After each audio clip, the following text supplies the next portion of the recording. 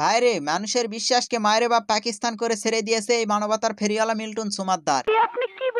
মানুষকে যে বিশ্বাস করলে আইক্কালা বাঁশ খেতে হয় তার প্রমাণ আমি পেলাম আরো একবার। প্রথম আইক্কালা বাঁশ খেয়েছিলাম আমার গার্লফ্রেন্ডকে বিশ্বাস করে, এটা কি কোনো কথা? আবার দ্বিতীয় আইক্কালা বাঁশ খেলাম এই মিল্টন সুমাদ্দারকে বিশ্বাস করে। মানুষের বিশ্বাসকে পুঁজি করে বাংলাদেশের একজন ফেরেস্তা হয়ে গিয়েছিল এই মিল্টন সুমাদ্দার। কেননা আমরা বর্তমান সময়ে সমাজের দিকে তাকালেই দেখতে পাই যে বাবা মাকে দেখানোর সময় পায় না নিজের ছেলে মেয়েরাই, টাকা পয়সার অভাবে বাবা মাকে ফেলে যায় রাস্তায়। সেই সময়ে এই মিল্টন সুমাদ্দার এই অসহায় মানুষদেরকে তিনি রাস্তা থেকে উঠিয়ে সহায়তার জন্য তার নিজস্ব বৃদ্ধাশ্রমে এনে আশ্রয় দিত। তার এইসব ভালো কাজকে দেখে মানুষজন কিন্তু নাম দিয়েছিল মানবতার ফেরিওয়ালা মিল্টন সুমাদ্দার। তবে তার মুখের উপরে কিন্তু মেকআপ দেওয়া ছিল, কিন্তু এই কয়েকদিনের তাপদাহে কিন্তু তার মুখের আসল রূপ বেরিয়ে পড়েছে। নিঃসন্দেহে তুই ঠিক কথা বলেছিস। তিনি কিন্তু এসব মানুষকে দায়বদ্ধতা থেকে তুলে আনতেন না, তিনি তুলে আনতেন এসব মানুষকে নিজের স্বার্থ হাসিলের জন্য। পৃথিবীর 1 ভাগ পানি আর 3 ভাগ কিন্তু মানবতার ফেরিওয়ালা, তার 2 ভাগ আবার মানবতার ফেরিওয়ালা আইসা পড়ছে বাংলাদেশে, আর বাকি 1 ভাগ আছে সারা পৃথিবীতে। আসলে এত মানবতার ফেরিওয়ালা দেখা যাবে নাই বা কেন?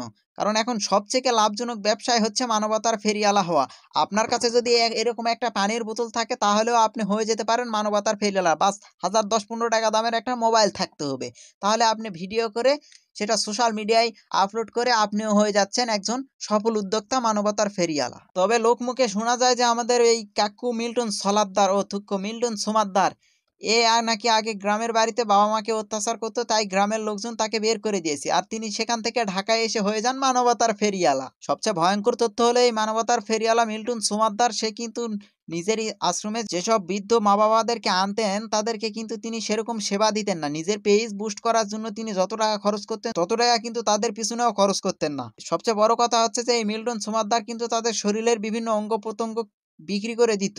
সুটিয়ে লাল করে দেবো, নোংরামি বার করে দেবো। ভাইরে অনেকেই আছে যে যাদের টাকা পয়সা আছে কিন্তু সরাসরি স্পটে গিয়ে মানুষের সেবা করা তাদের পক্ষে সম্ভব নয়, কিন্তু তাদের ইচ্ছা শক্তিও আছে। তারা করে কি এরকম মানবতার ফেরিওয়ালাদেরকে বিশ্বাস করে তাদেরকে টাকা পাঠায়, যাদেরকে আপনি ভিডিওতে দেখিয়েছেন যে দেখিয়ে টাকা পয়সা চেয়েছেন, তাদের টাকা দিয়ে আপনি ভোগবিলাস করতেছেন, তাদের কোনো সেবা করতেছেন না, তাহলে তো মানুষের বিশ্বাস নিয়ে সিনেমিনি খেলা ছাড়া আর কিছুই হবে না। এই জন্যই তো মানুষ আর এখন মানবতার ফেরিওয়ালাদেরকে বিশ্বাসও করে না। এরকম ভাবে যদি আর কিছুদিন চলতে থাকে তাহলে পৃথিবী থেকে বিশ্বাস নামক জিনিসটাই উঠে যাবে।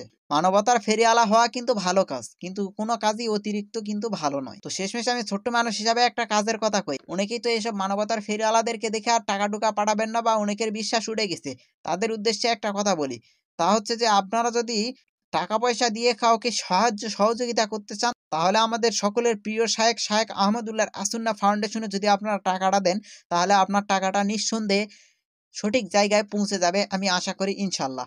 আর আপনি চাইলে তাদের ওয়েবসাইট থেকে পুঙ্খানুপুঙ্খানু হিসাব পাবেন। আপনার যেই দানকৃত অর্থ সেটা আপনি কোন কাজে ব্যয় করতে চাচ্ছেন সেটা যদি উল্লেখ করে দেন, তারা একদম সেই কাজেই আপনার ফুল টাকাটি ব্যবহার করে এবং ব্যয় করে থাকে। আবার আপনাকে কিন্তু সেই হিসাবটাও তারা প্রদান করে থাকে। দুদিনের মানবতার ফেরিওয়ালাদের কাছে টাকা না পাঠিয়ে আমার মত হচ্ছে যে আসুন্না ফাউন্ডেশনে টাকাটা দেন, আপনার টাকাটা একদম সুন্দরভাবে সুন্দর লোকের কাছে পৌঁছে যাবে। নিঃসন্দেহে তুই ঠিক কথা বলেছিস।